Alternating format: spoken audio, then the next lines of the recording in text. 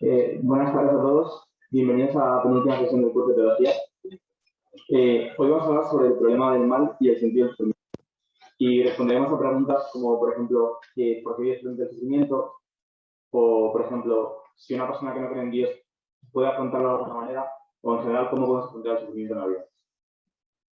Nuestro ponente de hoy es Don Agustín Echevarría, es argentino y es doctor por la Universidad de Navarra. Metafísica, y bueno, actualmente imparte clases en la universidad. Y sin más dilación, os dejo con él y espero que aprendáis. Muchas gracias.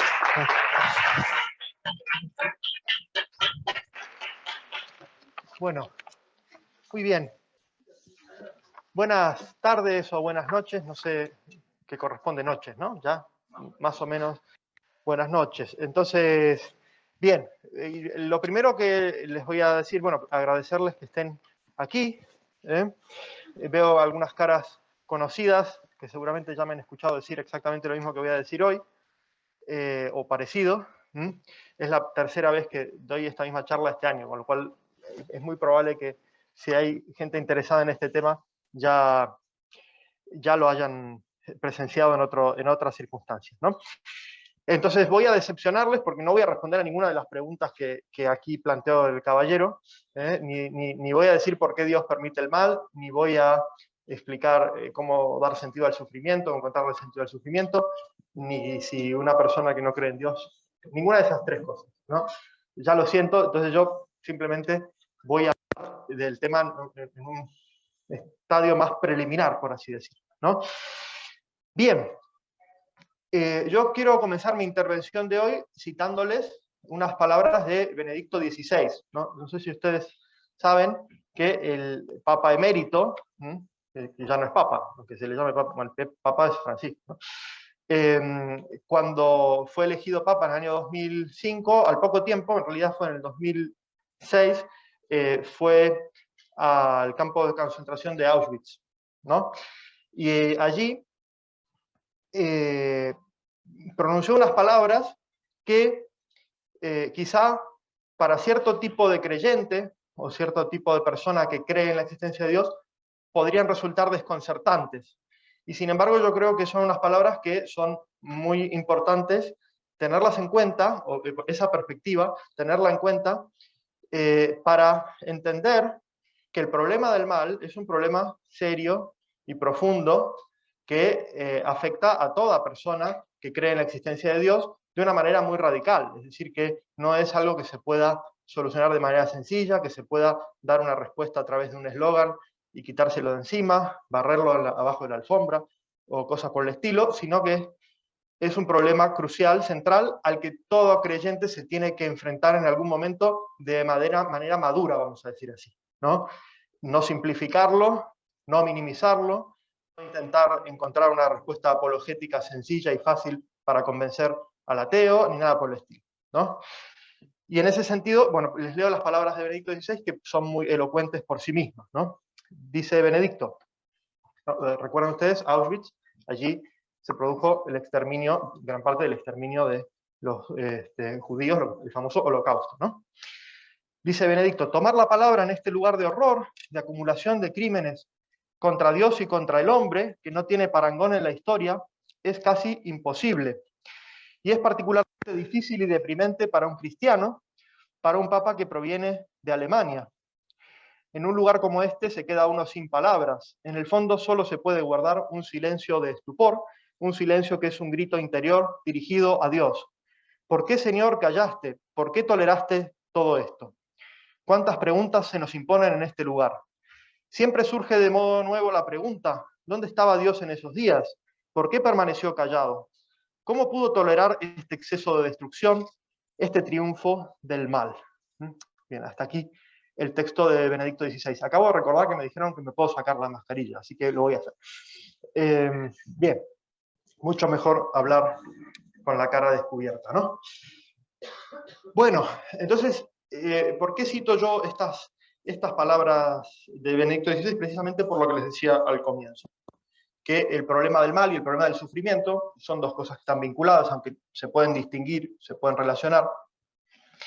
Es una pregunta existencial de calado muy profundo y que el creyente el teísta, si se quiere, aquella persona que sostiene la existencia de un Dios bueno y todopoderoso, no puede simplificar, no puede pasar por alto.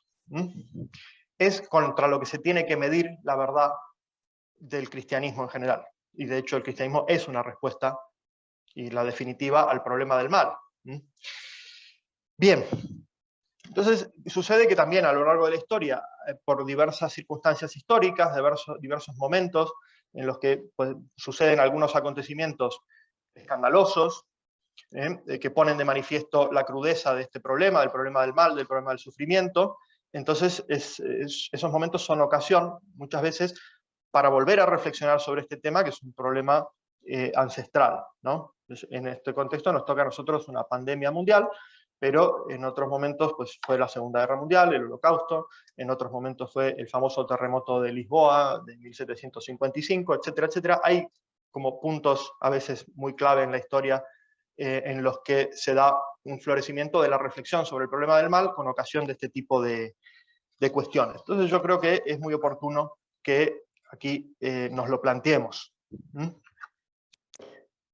Voy a empezar quitándome de encima lo que menos me interesa, que es quizá el aspecto más técnico del problema, ¿no? Entonces, seguramente ustedes saben que el problema, lo que se entiende por el problema del mal, es básicamente lo que plantea el famoso cuatrilema de Epicuro.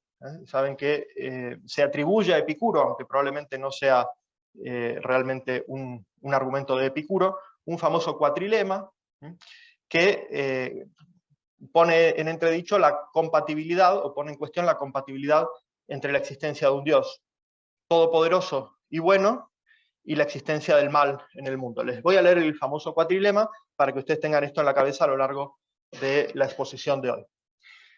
Dice supuestamente Epicuro, que ya sabemos que en realidad probablemente ha sido Epicuro. O bien Dios quiere suprimir los males y no puede, o bien puede y no quiere, o bien no puede ni quiere, o bien quiere y puede. Si quiere y no puede, entonces no es omnipotente, lo cual es impropio de Dios. Si puede y no quiere, entonces no es bueno, lo cual tampoco conviene a Dios. Si no puede ni quiere, entonces no es ni omnipotente ni bueno, con lo cual no es Dios. Finalmente, si puede y quiere, ¿de dónde procede el mal? ¿No? Son 4 alternativas, de las cuales 3 de ellas nos conducen a un problema aparentemente insoluble, ¿no? Pero hay una cuarta. La cuarta es aparentemente una posible vía de solución, porque si encontramos una respuesta a de dónde procede el mal, quizá podamos dar una explicación a la compatibilidad entre la existencia del mal y la existencia de un Dios bueno y todopoderoso. Bien, este problema, planteado en estos términos, como una aparente incompatibilidad entre la omnipotencia de Dios, la bondad de Dios y la existencia del mal en el mundo, se puede abordar desde diferentes perspectivas. Una perspectiva muy habitual y muy, vamos a decir así, que vende mucho, muy marketinera, es tratar el argumento del mal, el problema del mal, como un problema de un debate entre el teísmo y el ateísmo, ¿no? Es decir, bueno, pues los ateos, el argumento principal que esgrimen normalmente en contra de la existencia de Dios es el famoso problema del mal. Y en ese sentido podríamos hacer hoy un análisis filosófico. Yo soy filósofo, no soy teólogo de profesión, con lo cual lo que vamos a hacer es todo filosofía hoy. Podríamos hacer un análisis de las distintas formulaciones del argumento en clave de argumento ateísta, lo que se llama habitualmente el problema lógico del mal, formulado por ejemplo por el filósofo John Mackey, que lo que intenta probar es que hay una contradicción lógica entre la existencia de Dios y la existencia del mal. Podríamos abordar la formulación evidencial de otro filósofo, William Rowe, que lo que señala es que aunque no haya contradicción lógica entre la existencia de Dios y la existencia del mal, lo que sucede es que la cantidad y la cualidad de los males que encontramos en el mundo, donde hay males gratuitos, horribles, injustificables y cosas por el estilo, eso es lo que hace prácticamente muy improbable, sino directamente irracional, pensar en la existencia de un Dios bueno y todopoderoso. Y podríamos también analizar aquí las diferentes estrategias argumentales que desde el teísmo se utilizan para responder a estas formulaciones lógica y evidencial. Normalmente ese tipo de estrategias se llaman defensas, ¿no? Es decir, está la famosa defensa del libre arbitrio, está el famoso teísmo escéptico, etcétera, etcétera, que son distintas respuestas a ese problema, que lo que intentan mostrar es simplemente que no hay razones para pensar que la existencia del mal sea un argumento concluyente en contra de la existencia de Dios. Bueno, eso es lo que no vamos a hacer hoy, ¿eh? Entonces rápidamente me saco de encima de ese asunto. Si luego hay una sesión de preguntas, un momento de preguntas, si alguno quiere preguntar sobre esto, lo puede hacer, pero no voy a hablar de eso. Otra alternativa sería encarar el problema de manera más propositiva. Es decir, bueno, ofrecer una teodicea. ¿Qué sería una teodicea? Bueno, es una especie de justificación de Dios. Es decir, explicar las razones por las cuales Dios pudo haber querido permitir el mal y ofrecer en ese sentido una especie de teodicea sistemática y hacer una serie de distinciones sobre qué sucede con el mal moral, qué sucede con el mal físico, qué sucede con el sufrimiento, qué distintas razones puede tener Dios para permitir unos u otros males, etcétera, etcétera. Bien, eso tampoco lo voy a hacer, ¿no? Entonces, ¿qué va a hacer este hombre? ¿A qué vino, no? Bueno, en fin. Entonces lo que voy a hacer, hablando, reitero, como filósofo y no como teólogo, al menos no de profesión. Yo sé algunas cosas de teología porque tuve que estudiar algo de teología en su momento, pero no me dedico a ello, ¿no? Y ya les decía, les digo, sería mucho más interesante quizá para ustedes una respuesta teológica al problema del mal, porque el mensaje cristiano es una respuesta al problema del mal, en sus puntos esenciales, ¿no? Pues el pecado, la redención y todo lo demás, ¿no? Entonces, en ese sentido, pues lo mío va a ser muy satisfactorio y muy incompleto, porque es una perspectiva meramente, vamos a decir así, humana. Bien, lo que voy a tratar de hacer es, de alguna manera, delimitar cómo creo yo que desde una perspectiva filosófica hay que abordar el problema del mal. Es decir, vamos a decir así, ¿cuál es la forma correcta de encarar el problema? A mi juicio. Y quizá ahora lo voy a hacer al revés, es decir, voy a decir cuál es la forma incorrecta. Es decir, cuáles son las formas en las que no deberíamos intentar filosóficamente resolver el problema del mal y por qué.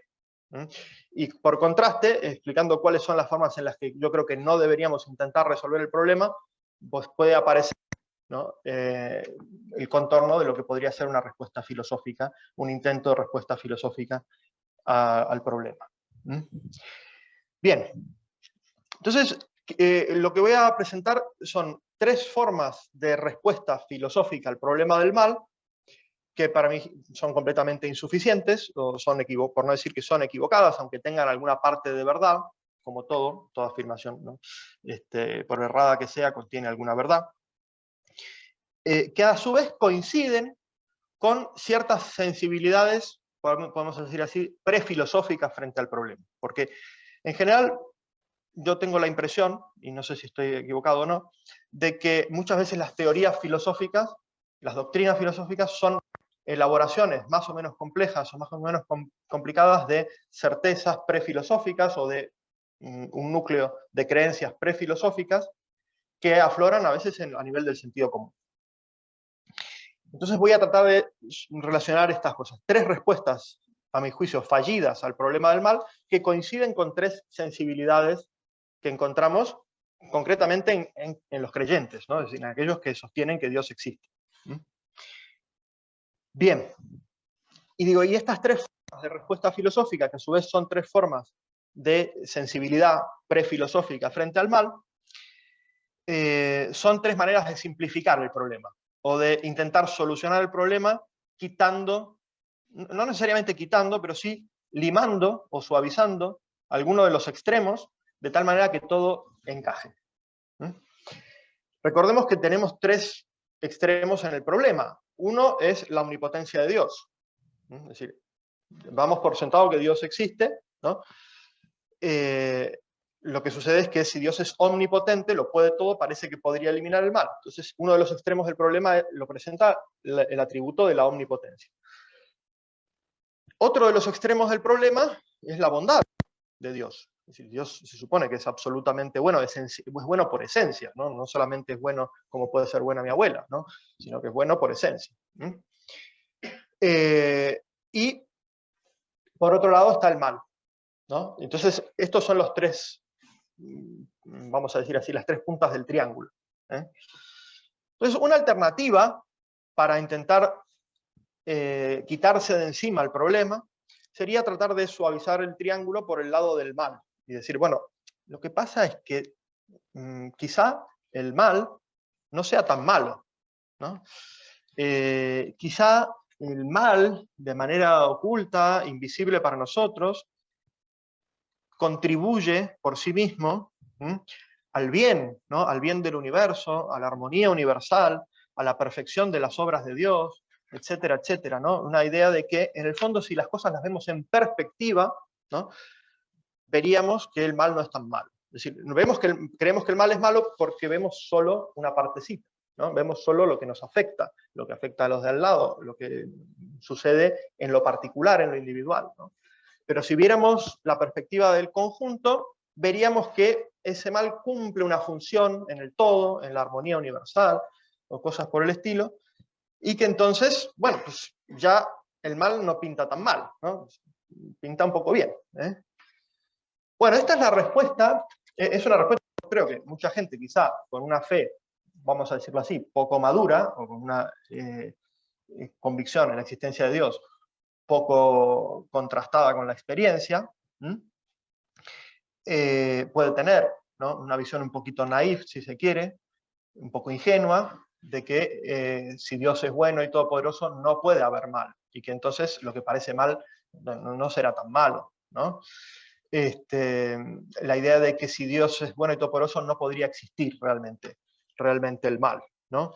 Yo creo que es una actitud a veces un poco infantil, un poco pueril, ¿no? La idea de que si Dios existe es una especie de mago que soluciona todos los problemas y que todo va súper bien, ¿no? Y es una especie de visión de Dios estilo Disneylandia, ¿no? Vamos a decirlo así, ¿eh? Bueno, esta sería la sensibilidad, la respuesta al nivel de la sensibilidad prefilosófica. La doctrina filosófica que correspondería a esta manera de ver el problema sería algo parecido a la teodicea de Leibniz, ¿no? No quiero hablar mal de uno de los más grandes filósofos de la historia, al cual yo le dediqué 5 años. Yo hice una tesis sobre el problema del mal en Leibniz, con lo cual no estoy queriendo decir que perdí el tiempo, ¿no? Sino que estamos haciendo aquí las cosas un poco caricaturescas y a grandes rasgos, ¿no? Grandes pinceladas. Entonces, la teodicea de Leibniz, este autor del siglo XVII, principios del XVIII, que a principios del siglo XVIII escribió esa famosa teodicea, esa famosa justificación de Dios, ¿eh? El nombre de la obra, él lo inventó, teodicea, significa justicia divina o justificación de Dios, ¿no? Y en esa obra muchos sabrán que Leibniz propone que estamos en el mejor de los mundos posibles, ¿no? Es decir, que este mundo, con todos los males que contiene, es el mejor de los posibles. Dios podría haber creado infinidad de mundos, ¿no? Pero de los infinitos mundos posibles que podía crear, si es un ser sabio, racional, bueno y todopoderoso, tiene que haber alguna razón por la cual eligió este mundo posible en vez de cualquiera de los otros infinitos, ¿no? Y la respuesta que da Leibniz es que esa razón es que en el intelecto divino, donde se presentan todas las posibilidades, era el mundo que presentaba la mejor combinación de bienes y males, y en la que todo está tan perfectamente encadenado que si quitáramos los males, pues ya sería otro mundo y no sería el mejor de los posibles, ¿no? Bueno, esta visión, entonces, es lo que se llama el optimismo filosófico, el optimismo metafísico, ¿no? Es decir, estamos en el mejor de los mundos posibles y Dios no podría haber hecho las cosas mejor. Bien, en general es una visión que hoy por hoy muy poca gente se puede tomar en serio, ¿no? Y de hecho, en la propia época posterior a Leibniz, ¿no? Donde estas ideas fueron cayendo, vamos a decir así, en un contexto social y cultural que las fue de alguna manera aceptando, absorbiendo, pero de una manera un poco simplificada, ¿no? Donde tenemos, por ejemplo, el gran poeta Alexander Pope, que dice en uno de sus poemas, todo está bien, ¿no? Todo está bien, ¿no? No hay nada de lo que sucede es malo, ¿no? Y el contexto de la primera mitad de la Europa, de la primera mitad del siglo XVIII, está muy marcado por esta idea del optimismo filosófico de Leibniz, y esta idea cae no por argumentos filosóficos, Es decir, no es que alguien haya refutado en su momento a Leibniz y haya dicho, bueno, pues esto es un error, etcétera, etcétera, sino que hay un acontecimiento histórico, que es el famoso terremoto de Lisboa de 1755, que fue una especie de escándalo para la conciencia europea de esa época, y que derivó en una desconfianza muy grande en este tipo de planteamientos de optimismo como el de Leibniz, ¿no? Porque se vio muy claramente que el mal, tanto físico como moral, ¿no? que se había producido allí, pues era difícilmente conciliable desde la experiencia humana con esta idea de estar en el mejor de los mundos posibles. Bien, yo tengo razones, y tengo un libro publicado de 500 y pico de páginas, para decir que además hay errores filosóficos muy de fondo en la metafísica de Leibniz, y si alguno quiere va y compra el libro, lo saca a la biblioteca y se lo estudia. No estoy aquí para hacer ese tipo de propaganda, ¿no? Entonces, simplemente simplificando mucho las cosas, lo que yo quiero plantear aquí es que la deriva posterior al terremoto de Lisboa del optimismo filosófico muestra que este tipo de planteamientos conducen en última instancia no solamente a eliminar la gravedad y la seriedad del mal, sino también a eliminar el otro extremo del problema, que es una concepción seria y profunda de Dios. ¿Qué ocurre? Que en la segunda mitad del siglo XVIII se produce la eclosión de lo que se llama el progresismo filosófico, los planteamientos ilustrados que ponen la confianza en el progreso ilimitado de la razón humana y de la ciencia, etcétera, etcétera, como un sustituto secularizado, vamos a decir así, del optimismo leibniziano. Es decir, el optimismo teísta de Leibniz se transforma en un optimismo secularizado, muchas veces naturalista, es decir, que prescinde por completo de Dios y de su providencia, a veces deísta, es decir, con un Dios que no interviene y que deja que las cosas sigan su curso, pero que en última instancia convierte al mal en algo completamente natural, como una parte de ese proceso de progreso indefinido que va a culminar en una etapa de felicidad para el género humano y cosas por el estilo. Y esto no es algo que sucedió accidentalmente, es algo que estaba en la misma dinámica propia de este pensamiento. Es decir, si uno no se toma en serio al mal, no se toma en serio a Dios tampoco. Entonces, en ese sentido, el intento de solución del problema del mal, quitándose de en medio al mal, a lo que conduce es a una forma de filosofía inmanentista, en la cual no existe ningún Dios trascendente, y en la cual se termina buscando un cierto paraíso en la tierra, no solo el ilustrado, racionalista o positivista, etcétera, etcétera, sino también las distintas formas de totalitarismo mesiánico, ¿no? Donde el fin último de la humanidad está en el Estado o en ese tipo de cosas, ¿no? Es decir, es una deriva lógica y natural, es decir, no es una cosa casual, y donde en general se termina poniendo el fin último en la propia tierra, ¿no?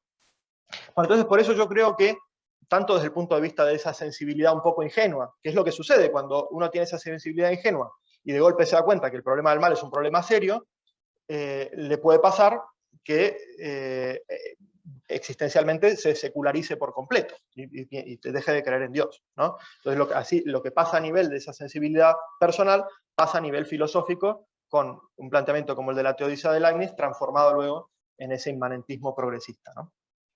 Entonces, esa opción, por esas razones, yo creo que hay que descartarla, ¿no? Segunda alternativa, no sé qué tiempo tengo, pero yo voy a hablar todo lo que pueda, si me dejan. La segunda alternativa, tenemos el triángulo que tenemos es, acuérdense, la omnipotencia, la bondad y el mal. La segunda alternativa sería intentar resolver el problema de alguna manera limitando la omnipotencia, ¿no? Limitando la omnipotencia divina. Limitándola, suavizándola, limándola, reduciéndola, de tal manera que dé lugar a la existencia del mal sin entrar en contradicción con Dios. Bien, entonces en ese sentido tenemos mucha gente que tiene sensibilidad, ¿no? A nivel de su fe personal, ¿no? Una sensibilidad en la que piensa, bueno, no puedo concebir un Dios omnipotente y que haya tolerado y que tolere todo el sufrimiento y el mal que nosotros presenciamos. Prefiero pensar que es un Dios cercano, que nos acompaña en el sufrimiento, que está con nosotros, pero que no puede hacer nada, porque si pudiera hacer algo, haría, ¿no?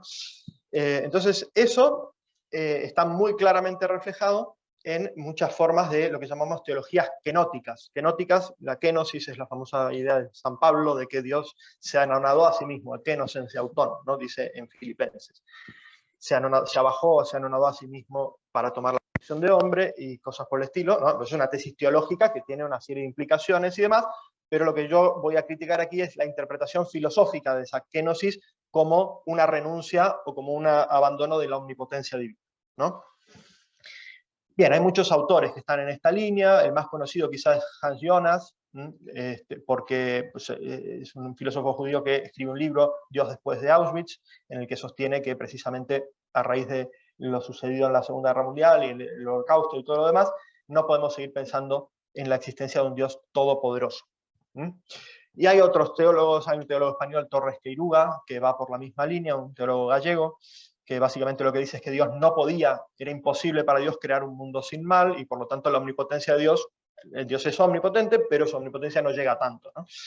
Y hay otros planteamientos, John Polkinghorne, que falleció hace poquito, ¿no? Es un físico y teólogo que lo que plantea es que Dios al crear el mundo renuncia a la omnipotencia y cosas por el estilo, ¿no? Entonces, hay planteamientos de todo tipo en esta línea, que tienen una motivación, yo creo, muy genuina y muy real, que es esta de que si Dios existe, tiene que ser un ser que no sea completamente indiferente frente al sufrimiento humano, ¿no? Entonces, en ese sentido, hay una motivación genuina, legítima y más madura, si se quiere, frente al problema del mal, que la opción que vimos anteriormente. Pero, ¿cuál es el problema de esta... ¿Cuál es el problema de esta segunda opción? ¿No? Bueno, también, perdón, una cosa más, una característica importante, ¿no? Es que al decir que Dios no puede impedir el mal, ¿no? Dios, o que la omnipotencia de Dios no llega a tanto, ¿no? Como dicen estos autores y otros por el estilo, se le quita, vamos a decir así, el componente moralizante a la existencia del mal. Moralizante en el sentido de que pensemos, por ejemplo, que vino la pandemia como castigo y ese tipo de cosas, ¿no? O que por los pecados de los judíos vino el holocausto, ¿no? Y ese tipo de cosas. Entonces, eso me parece algo positivo, ¿no? Porque efectivamente nosotros no podemos sacar ese tipo de conclusiones de manera tan directa y tan, vamos a decir, poco unívoca, ¿no? Vamos a decirlo de esta forma. Pero ¿cuál es el problema? Bueno, el problema en la práctica es muy claro y muy sencillo. Son varios, pero yo voy a enumerar algunos de los problemas de este tipo de solución. Lo primero es que conducen, y de hecho históricamente condujeron, a lo que se llaman las teologías de la muerte de Dios. Es decir, unas teologías que lo que proponen es que precisamente porque Dios no puede intervenir, y ese, pues precisamente al final termina estando ausente del mundo. O sea, vivimos en un mundo completamente secularizado, en el que tiene razón Nietzsche, Dios ha muerto, ¿no? Históricamente estamos en ese horizonte posterior a la muerte de Dios, y por lo tanto ya ese Dios que queríamos tan cercano y tan acompañante al hombre en el sufrimiento, resulta que no lo tenemos, porque justamente al limitar la omnipotencia, tenemos un Dios ausente del mundo. La segunda cuestión es que, así como se le quita ese componente moralizante, decíamos, al mal, de castigo y demás, la contrapartida de esto es que se naturaliza todo tipo de mal.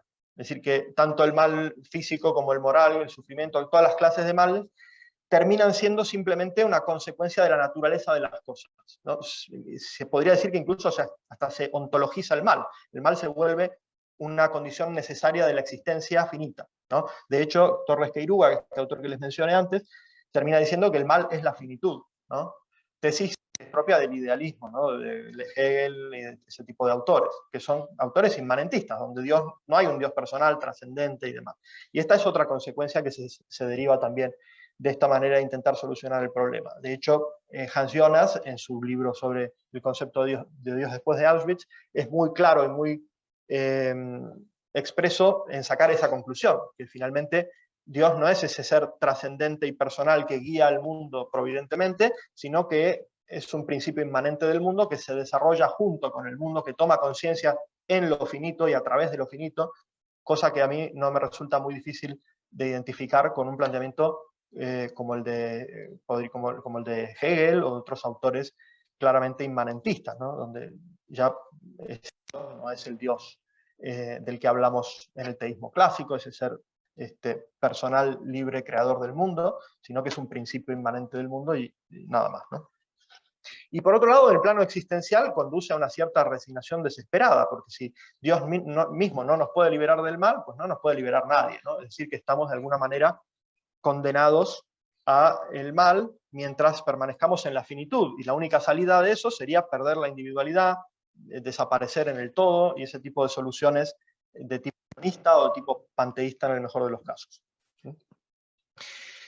Bien, he dado cuenta muy rápidamente, después si tienen preguntas puedo ampliar algunas de estas cosas, de las dos primeras respuestas, de los dos primeros intentos de solución, que serían, por un lado, que el mal no sea tan malo, por otro lado, que la omnipotencia no sea tan potente, ni tan omni.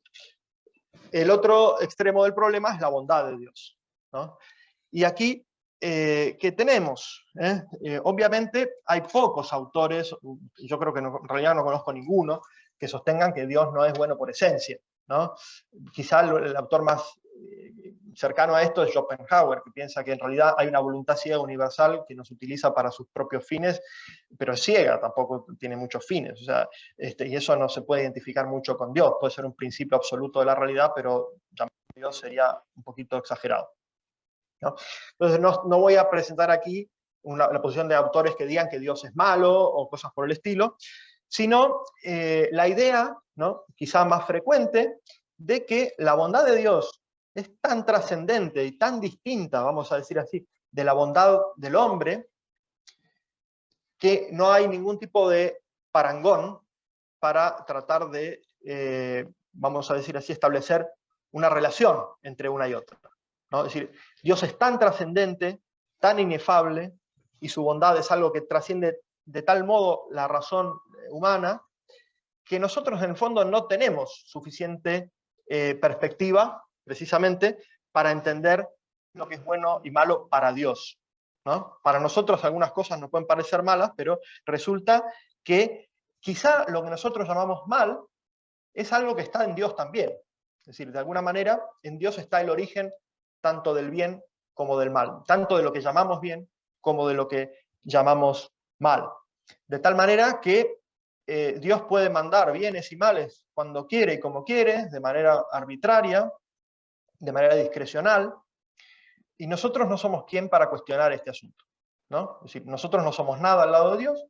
Dios tiene sus razones arcanas, escondidas, de su sabiduría, por las cuales condena a unos y salva a otros, manda sufrimientos a los justos y le evita los sufrimientos a los malos, y vaya uno a saber por qué Dios lo hace, ¿no? Bien, entonces esto quizá es una posición que a nivel de la sensibilidad del hombre de fe, pues es una especie de espíritu un poquito más, así como quizá la negación de la omnipotencia o esa sensibilidad corresponde a una sensibilidad más progre dentro de lo que es la fe, ¿no? Esta otra corresponde a un perfil más conservador, si se quiere, o algo por el estilo, esta idea de que Dios es, bueno, si Dios mandó la pandemia, por algo será, y nos quiere castigar, y nos quiere mandar algún mensaje con esto, y cosas por el estilo, ¿no? Bien, entonces yo tengo naturalmente muchos problemas también con esta manera de intentar solucionar o dar respuesta al problema del mal. El problema fundamental, bueno, esto lo encontramos, perdón, en autores quizá un poco extremos, estilo Calvino, ¿no?, y demás, ¿no? Pero bueno, el principal problema es que, a diferencia de lo que sucedía en la solución anterior, que se naturalizaba todo el mal, aquí se moraliza todo el mal, ¿no?, básicamente, ¿no? Es decir, que tanto el mal moral como el mal físico tienen un componente moralizante por parte de Dios, son una especie siempre de castigo por algo que quizá ni siquiera sabemos que hemos hecho y cosas por el estilo. Bien. Por otro lado, paradójicamente, se desdibuja también la distinción entre el bien y el mal. Ya no sabemos qué es bien y qué es mal. Ya no sabemos qué es bueno y qué es malo, porque no tenemos parámetro para esto. No tenemos manera de nosotros tener una idea de qué puede significar para Dios el bien y que tenga algo que ver con lo que nosotros, a nivel de nuestra experiencia y nuestro sentido común, entendemos por el bien. Y por último, lo que sucede es que también se vuelve, en última instancia, si uno saca las últimas consecuencias de este tipo de planteamientos, también el mal se vuelve necesario, ¿no? Hay algunos autores que están en esta línea que en el fondo lo que terminan diciendo es que el mal es como una especie del lado oscuro de Dios. Dios mismo está la luz y la oscuridad, ¿no? Por ejemplo, Pareyson, ¿no? Gran autor, filósofo italiano del siglo XX, tiene esta tesis, ¿no? De que en el fondo el mal es como la sombra de Dios. Dios no puede crear sin que se proyecte una cierta sombra que tiene que ver con la ambivalencia de la libertad divina, ¿no? Y que por lo tanto necesariamente si Dios crea va a haber algo de mal. Por lo cual, lo que estoy queriendo dar a entender, obviamente esto habría que desarrollarlo con más detalle y con más pasos intermedios que hoy no puedo desarrollar. Lo que quiero darles a entender es que si uno intenta resolver el problema del mal, quitando, limando, suavizando alguno de los extremos, tarde o temprano va a perder los otros dos también. Es decir, no se puede resolver el problema quitando el mal, no se puede resolver el problema quitando la omnipotencia, ni quitando la bondad de Dios, o redefiniéndolas, o algo por el estilo, porque se viene abajo todo el tinglado, vamos a decirlo así. Es decir, si uno va tirando de las consecuencias de esa decisión, se le va a venir abajo toda la concepción de, la idea de Dios, una idea razonable, más o menos madura y profunda de lo que es Dios. Bien, entonces mi tesis es que no se puede resolver el problema de ninguna de estas tres maneras. Obviamente cada una de estas tres soluciones, que están un poco caricaturizadas hoy y que están llevadas un poco al extremo, tienen una parte de verdad, ¿no? Y que ahora voy a tratar de rescatar. Quizá la parte de verdad que hay en el optimismo es la idea de que no hay ningún mal que sea tan radical del cual no se pueda sacar un bien, ¿no? Esto lo vamos a ver ahora un poquito mejor. Pero la idea de que la omnipotencia divina y la bondad divina es tan grande que de cualquier mal puede sacar un bien mayor. Pero eso no quiere decir que el mal no sea malo. El mal es malo, pero Dios puede valerse de él como ocasión para obtener algunos bienes. Quizá la parte de verdad que hay en el planteamiento de quienes intentan suavizar o negar la omnipotencia o rebajar por ese lado, es la idea de que no todos los males tienen que ver con una decisión arbitraria de Dios de mandar un castigo para una cosa o por la otra, sino que hay una dimensión del mundo creado tal como está constituido, que hace posible la existencia del mal y que es una condición que tiene que ver con la misma creación del mundo, ¿no? Es decir, que las leyes de la naturaleza tal como están constituidas y el mundo tal como está constituido es un mundo en el que es posible el mal físico, la enfermedad y qué sé yo, pues tiene que ver con cómo es el mundo, ¿no? Y no es porque Dios lo quiera introducir. Quizá la parte de verdad que hay en la tercera de las posiciones, ¿no? La parte de verdad que hay en la idea de que, bueno, pues nosotros no tenemos acceso a Dios como para saber exactamente, ¿no? Este hipertrascendentalismo que mencionábamos, pues quizá la parte de verdad que hay ahí es que efectivamente Dios es omnipotente y podría impedir el mal, y sin embargo no lo impide, lo permite. No lo causa, no lo quiere, sino que lo permite. Si lo permite es porque puede impedirlo, porque permitir quiere decir justamente no impedir pudiendo impedir. Pero eso no quiere decir que Dios por eso no sea bueno. Entonces yo creo que en cada una de estas tres respuestas o intentos de solución encontramos rasgos, vestigios de verdad, pero que no podemos dar una respuesta adecuada si vamos de manera unilateral, porque hay una cierta tensión entre estas tres afirmaciones: la existencia del mal, la existencia de la bondad de Dios y la existencia de la omnipotencia divina. Y no vamos a poder salir del problema hasta que no demos con una cuestión fundamental, ¿no?, que es entender precisamente qué es el mal, ¿no? Hemos hablado aquí, no sé cuánto tiempo llevo hablando del mal, pero la clave de la cuestión, y yo voy a simplificar y en 2-5 minutos, no sé lo que pueda tener, tratar de decir algunas cosas que puedan servirles de orientación, ¿no? Pues es la idea de que la respuesta está en un plano metafísico, es decir, tenemos que entender cuál es la naturaleza del mal.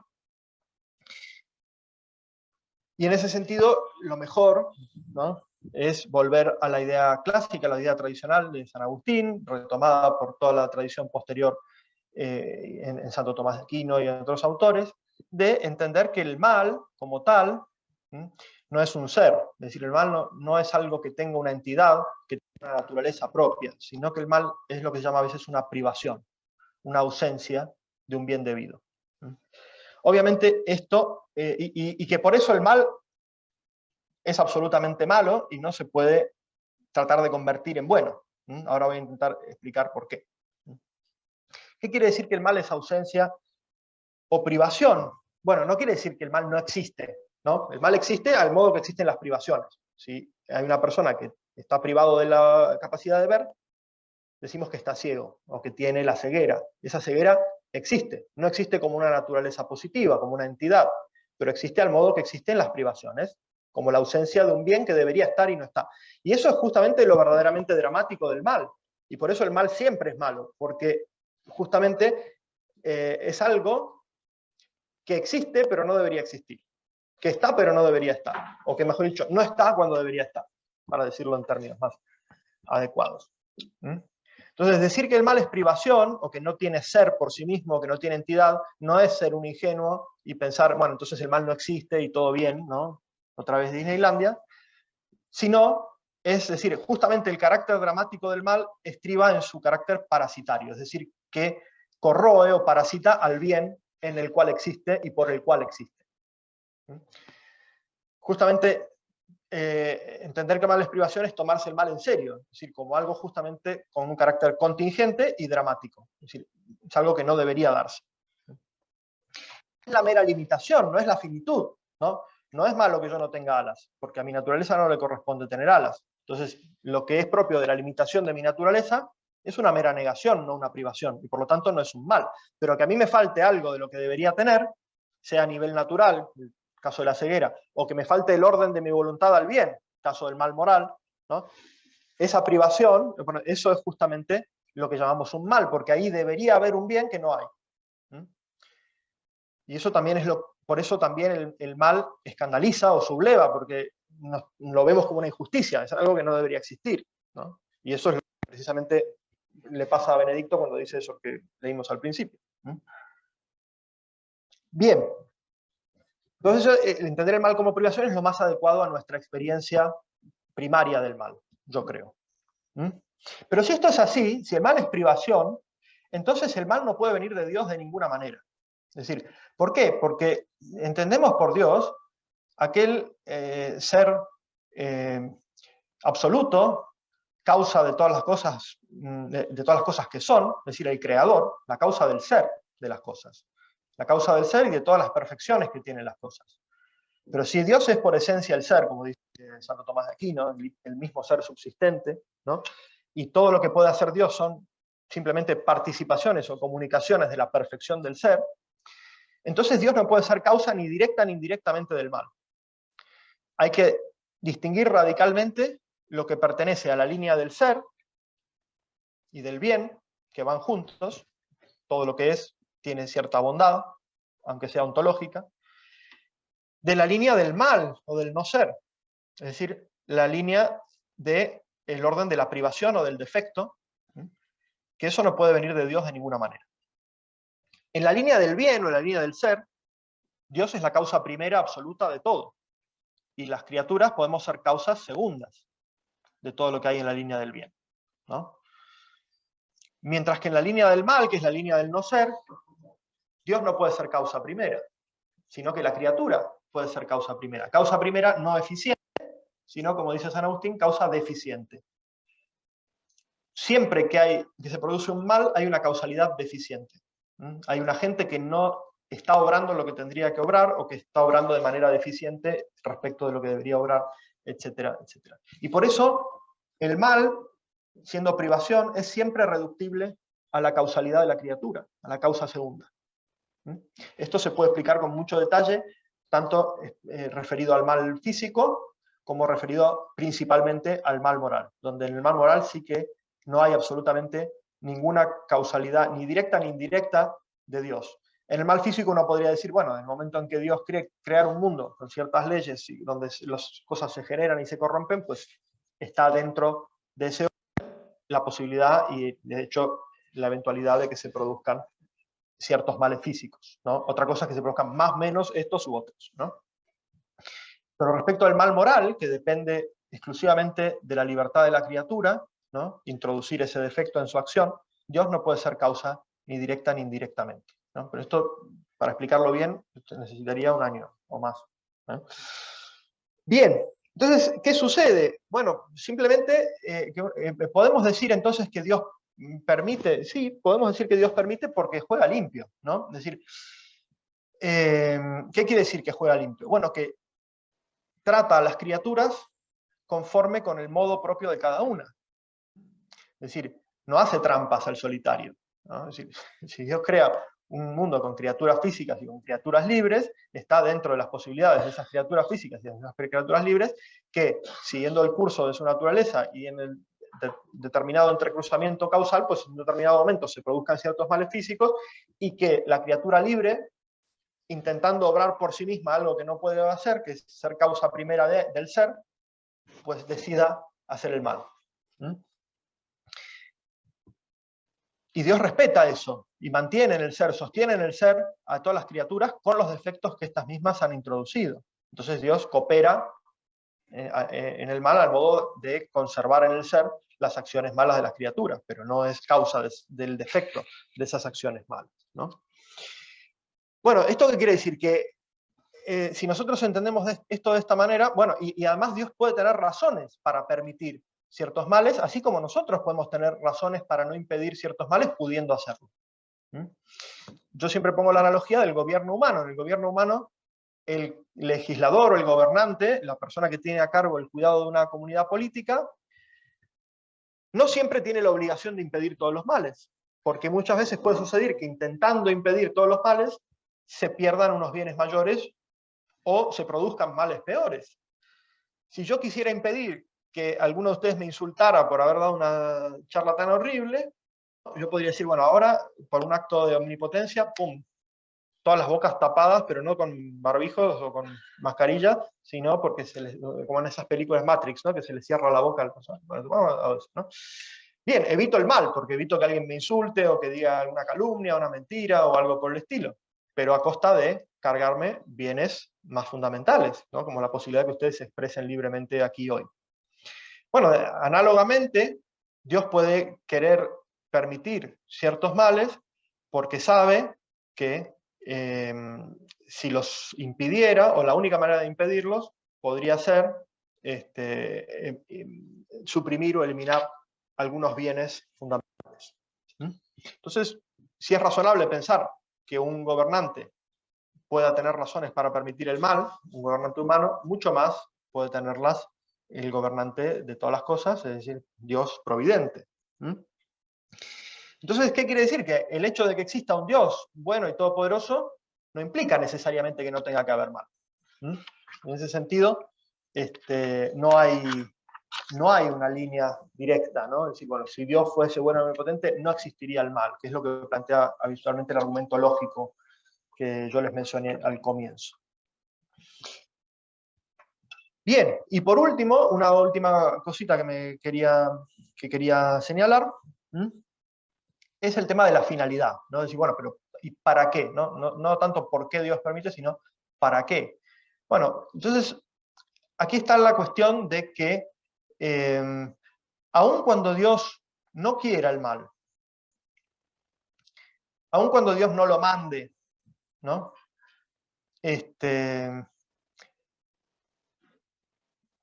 Vamos a decir así, eso no quiere decir que no se pueda valer de él para obtener algunos bienes que quizá de otro modo no se hubieran producido, no sabemos. Pero si a nosotros nos ocurre en el plano humano también, ¿no? En una experiencia nuestra, que con ocasión de ciertos males que o bien hemos cometido o bien hemos padecido, ¿no? Pues hemos tenido la oportunidad o la ocasión de obtener a partir de ello algún aprendizaje, alguna enseñanza, algunos bienes, que quizá no sabemos si hubiéramos aprendido o no de otro modo, pero que de hecho los hemos obtenido con ocasión de esos males, pues mucho más Dios, que es providente y que tiene todas las cosas, ¿no? Bajo su poder, podrá, con ocasión, pero es importante distinguir lo que es ocasión de lo que es medio, ¿no? Entonces aquí, quizá, y de lo que es, por ejemplo, condición sine qua non. El problema de Leibniz es que él considera que los males son una condición sin la cual el mejor de los mundos posibles no se podría dar. En ese sentido, eso es una justificación del mal. Esos males tienen que existir. Otros autores a lo mejor consideran que el mal es un medio, por el cual Dios se vale de ese medio para obtener, bueno, pues ese es un Dios consecuencialista, ¿no? Un Dios un poco maquiavélico, un poco retorcido, no es Dios, ¿no? En cambio, pensar que el mal es ocasión para el bien, como dice San Agustín, ¿no? Es decir, Dios no permitiría el mal si no fuese tan bueno y poderoso que pueda obtener bienes mayores a partir de los males permitidos, pero como, de nuevo, repito, ¿no? Como ocasión, no quiere decir que Dios no quiera evitar el mal, no quiere decir que Dios no ponga a disposición del hombre todos los medios, por lo menos el mal moral, ¿no? Para que se evite el mal moral, el mal físico ya es otra cuestión, ¿no? Y demás, y sin embargo, ¿no? Permite que se produzcan esos males porque quiere obtener ciertos bienes con ocasión de esos males. Pero de nuevo, ni medio ni condición sine qua non, ¿no? Porque eso sería ontologizar de nuevo el mal, sería darle al mal una consistencia propia, sería decir que el mal aporta algo al universo, a la bondad de las cosas, etcétera, etcétera. Y el mal, en esto yo creo que hay que ser bien radical, si entendemos bien la distinción entre la línea del bien y del ser, y la línea del mal y del no ser, el mal no puede contribuir al bien por sí mismo. Por accidente, en la medida en que se utiliza como ocasión para el bien. O se utiliza, o se aprovecha, vamos a decir así, como ocasión para el bien. Bueno, pues esto creo que es todo lo que yo tenía por mi parte para decir. Les agradezco la paciencia, ya están cabeceando para irse a dormir. Pero bueno, nada, sin más. Esto era todo. Si tenéis alguna pregunta, vamos.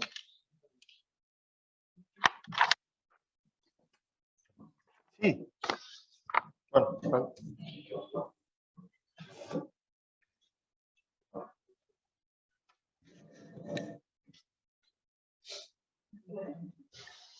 Yo quería preguntar, bueno, de lo que habla usted sobre la libertad del hombre, que Sí. el mal se puede considerar como consecuencia necesaria de la libertad que le ha dado al hombre.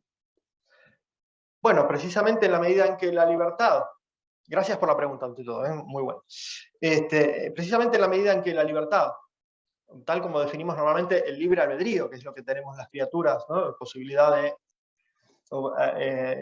tomar unas decisiones, unos cursos de acción, otros, etcétera, etcétera. La libertad tiene esa cualidad de que está abierta a posibilidades alternativas, ¿no?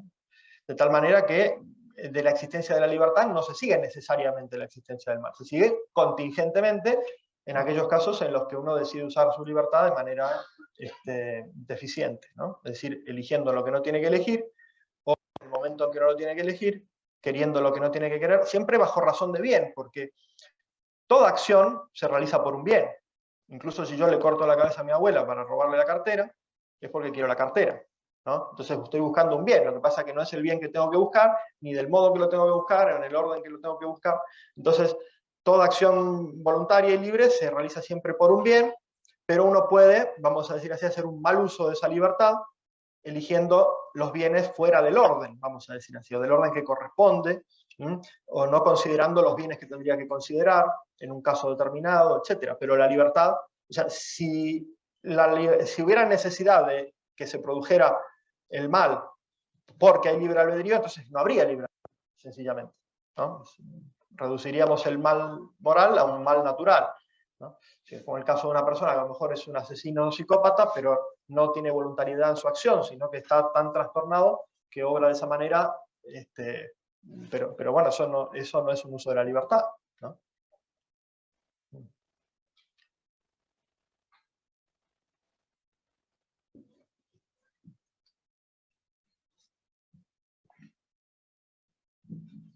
Bueno, en primer lugar, agradecerle que haya venido aquí a contarnos todo este cuento. A ver, lo voy a intentar explicar bien este filósofo, ¿vale? Sí.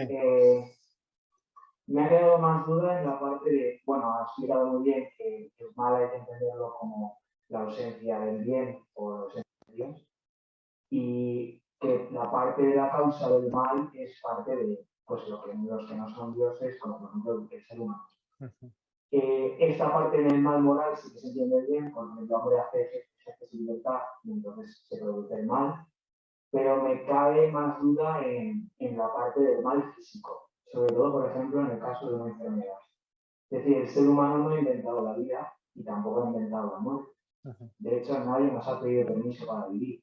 Exacto. Y entonces, claro, ahí en el mal físico me cuesta ver que no haya sido como una cosa que Dios permita o que haga, y qué sentido puede tener esto en el sentido del mal, en cuanto a todas las teorías que incidir un poco más en ese punto. Vale, muy bien. Entonces, gracias por la pregunta.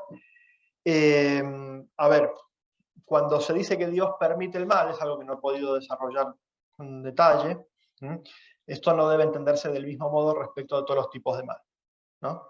Porque así como hay una analogía del bien, es decir, que el bien se dice de muchas maneras, ¿no? Porque bueno es el chuletón de buey, pero bueno es la persona buena, bueno es el examen que uno corrige, qué bueno.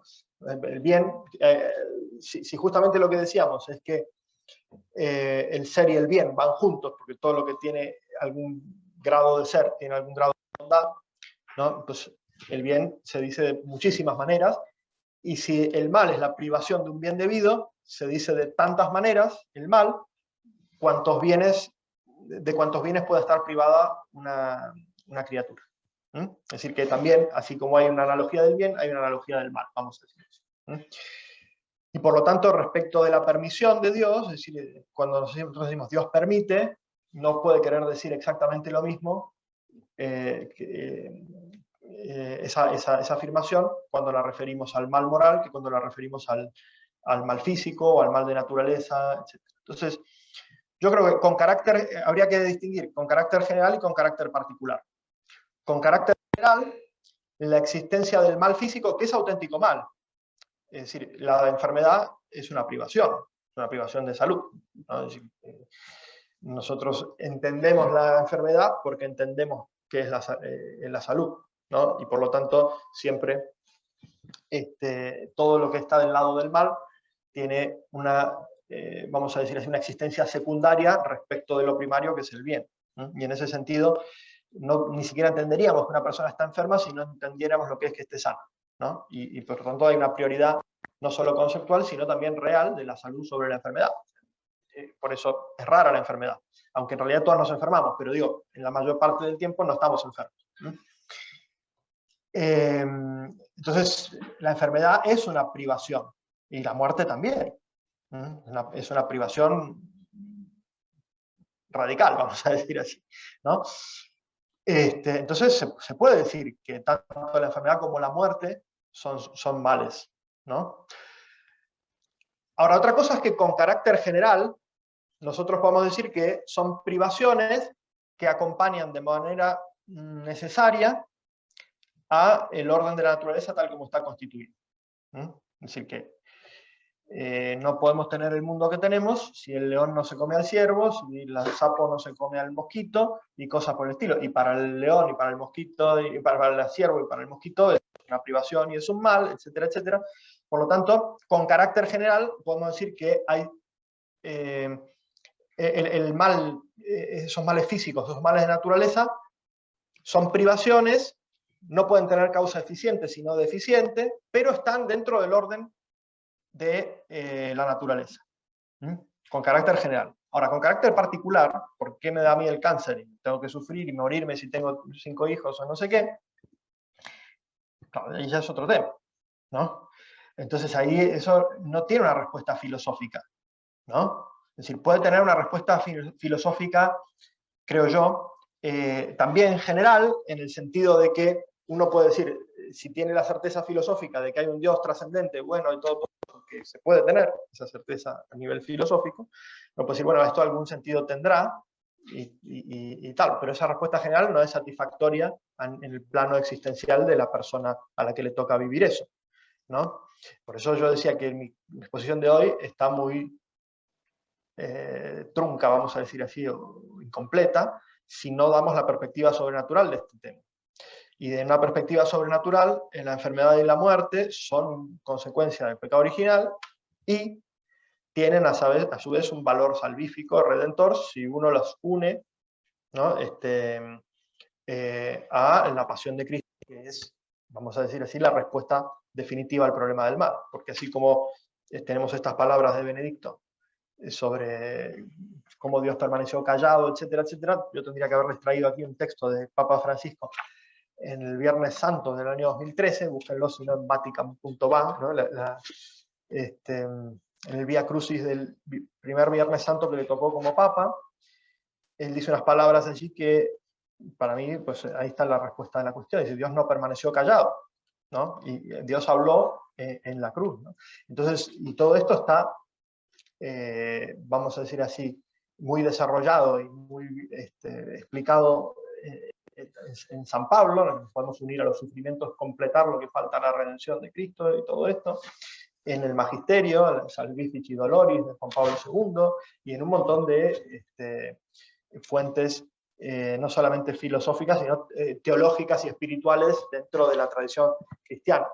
Yo aquí hablé en términos filosóficos, y en términos filosóficos yo creo que se puede dar una respuesta muy satisfactoria y muy completa al problema del mal, pero no al problema del mal físico cuando lo vinculamos con el sufrimiento y la muerte humana.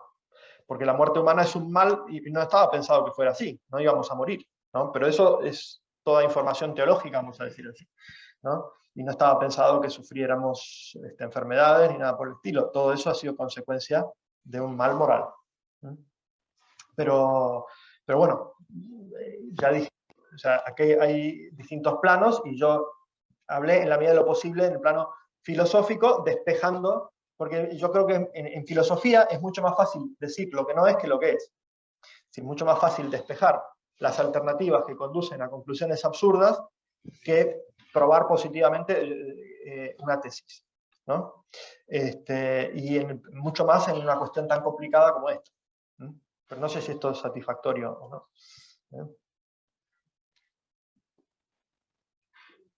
Sí. Bueno, muchas gracias. Perdón por continuar con esto del mal físico, pero es que no, o sea, me cuesta entender completamente su explicación con que es parte de la naturaleza de que el león como tal trae sus enfermedades y así funciona, pero hubo un momento en la historia en donde no sufrimos. Sí. Y, o sea, nuestra narración pues es algo, o sea, como dijo consecuencia moral, pero si hubo un momento en donde no había más físico, ¿por qué hay ahora y por qué no Dios? Porque no. Bueno, entonces la respuesta a esa pregunta solamente la puedo dar otra vez apelando a tesis de carácter teológico, que no es mi profesión, digamos, ¿no?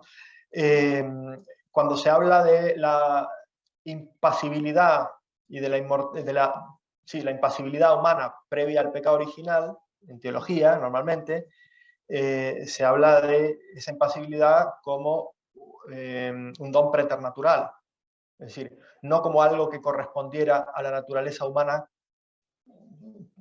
tal como es en sí misma, considerada, sino que eran dones que estaban preternaturales, por encima de la naturaleza humana. Es decir, que esa posibilidad de no sufrir y esa posibilidad de no morir, que no era imposibilidad de morir e imposibilidad de sufrir, sino posibilidad de no morir y posibilidad de no sufrir, siempre se han concebido como dones preternaturales, como algo que está por encima de lo que la naturaleza humana exigiría de suyo. De tal manera que no sería de justicia, estrictamente, el que Dios nos lo tuviera que dar. Lo da, o lo dio a los primeros padres, ¿no? Como algo, digamos, ordenado a el destino sobrenatural al que Dios quería destinar al hombre. Esos dones estaban ordenados a algo que excedía la naturaleza humana. Y en ese sentido, pues la explicación teológica es ¿por qué ahora sufrimos? Bueno, como consecuencia de haber perdido esos dones preternaturales. ¿Y por qué Dios no los restaura, no los repara? Bueno, pues ahí también hay que entrar en teología pura y dura y heavy metal teología para explicar que la naturaleza humana caída no puede acceder por sí misma a esos dones, ni puede recuperarlos, etcétera, etcétera. Razones para explicar esto, pues puede haber muchas, pero es lo que corresponde a la naturaleza humana caída, el ser incompatible con esa clase de dones. De hecho, la única persona después del pecado original que tenemos noticia de que en principio no murió, no tenía el pecado original precisamente, ¿no? Que era la Virgen María. Con lo cual, parece haber una cierta incompatibilidad entre la naturaleza caída y esos dones preternaturales. Es decir, hay que pasar primero por la muerte y la resurrección, que es justamente el camino que hace Jesucristo para que nosotros podamos seguir atrás de él. Entonces, no es que Dios pueda automáticamente, quizá de potencia absoluta podría, no sé, eso ya es teología ficción y no voy a entrar en ese asunto. Es decir, bueno, ahora recuperen todos, bueno, no, para eso está justamente la redención, ¿no?